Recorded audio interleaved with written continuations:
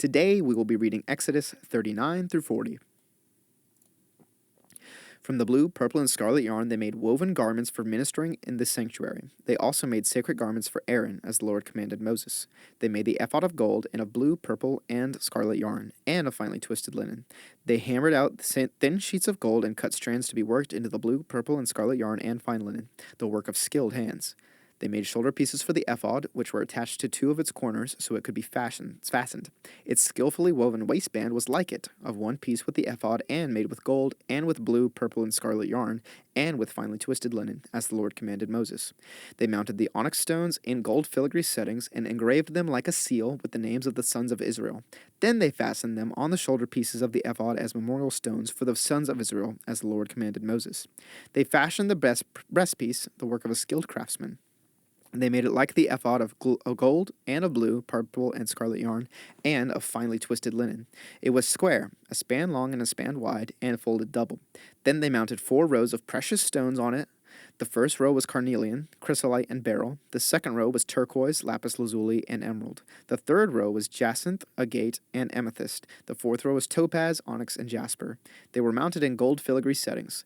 There were 12 stones, one for each of the names of the sons of Israel, each engraved like a seal with the name of one of the 12 tribes. For the breastpiece they made braided chains of pure gold, like a rope. They made 2 full gold filigree settings and 2 gold rings, and fastened the rings to 2 of the corners of the breastpiece. They fastened the 2 gold chains to the rings at the corners of the breastpiece, and the other ends of the chains to the 2 settings, attaching them to the shoulder pieces of the ephod at the front. They made 2 gold rings and attached them to the other 2 corners of the breastpiece on the inside edge next to the ephod. Then they made 2 or more gold rings and attached them to the bottom of the shoulder pieces on the front of the ephod, close to the seam just above the waistband of the ephod.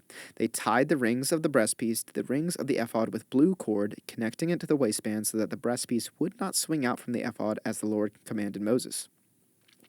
They made the robe of the ephod entirely of blue cloth, the work of a weaver, with an opening in the center of the robe like the opening of a collar, and a band around this opening so that it would not tear.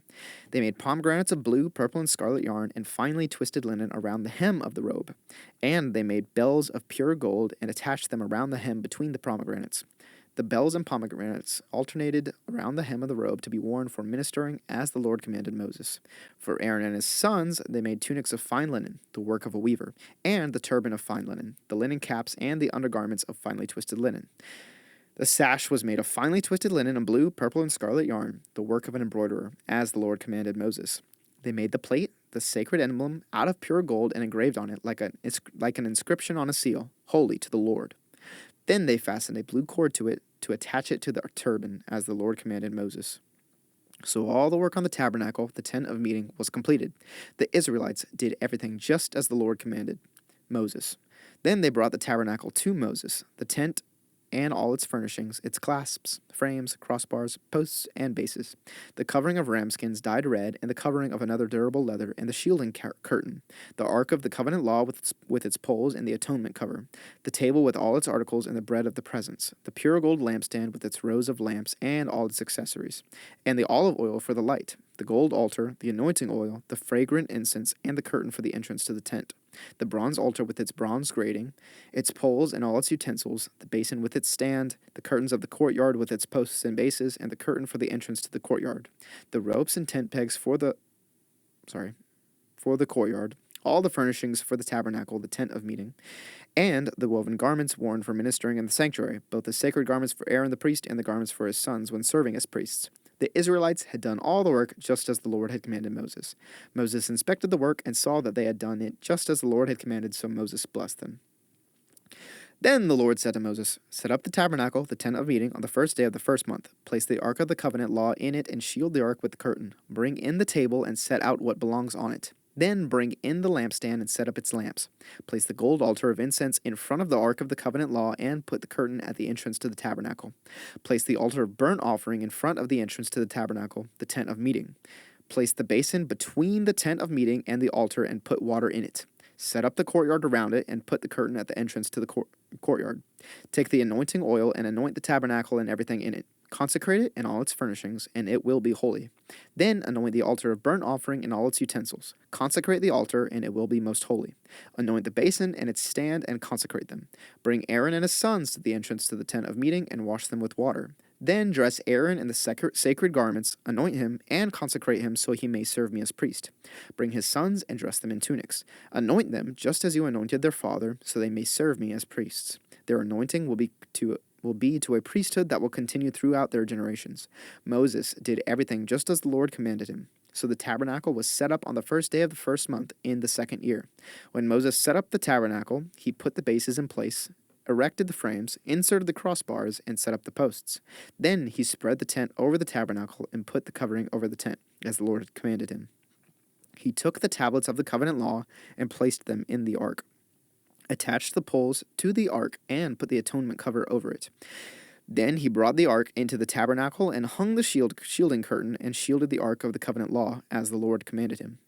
Moses placed the table in the tent of meeting on the north side of the tabernacle outside the curtain, and set out the bread on it before the Lord as the Lord commanded him.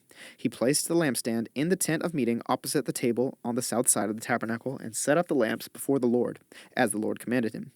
Moses placed the gold altar in the tent of meeting in front of the curtain and burned fragrant incense on it, as the Lord commanded him. Then he put up the curtain at the entrance of to the tabernacle. He set the altar of burnt offerings near the entrance to the tabernacle, the tent of meeting, and offered on it burnt offerings and grain offerings, as the Lord commanded him. He placed the basin between the tent of meeting and the altar, and put water in it for washing. And Moses and Aaron and his sons used it to wash their hands and feet. They washed whenever they entered the tent of meeting or approached the altar, as the Lord commanded Moses. Then Moses set up the courtyard around the tabernacle and altar, and put up the curtain at the entrance to the courtyard. And so Moses finished the work. Then the cloud covered the tent of meeting, and the glory of the Lord filled the tabernacle. Moses could not enter the tent of meeting because the Lord had settled on it, and the glory of the Lord filled the tabernacle. In all the travels of the Israelites, whenever the cloud lifted from above the tabernacle, they would set out. But if the cloud did not lift, they did not set out until the day it lifted. So the cloud of the Lord was over the tabernacle by day, and fire was in the cloud by night, in the sight of all the Israelites during all their travels.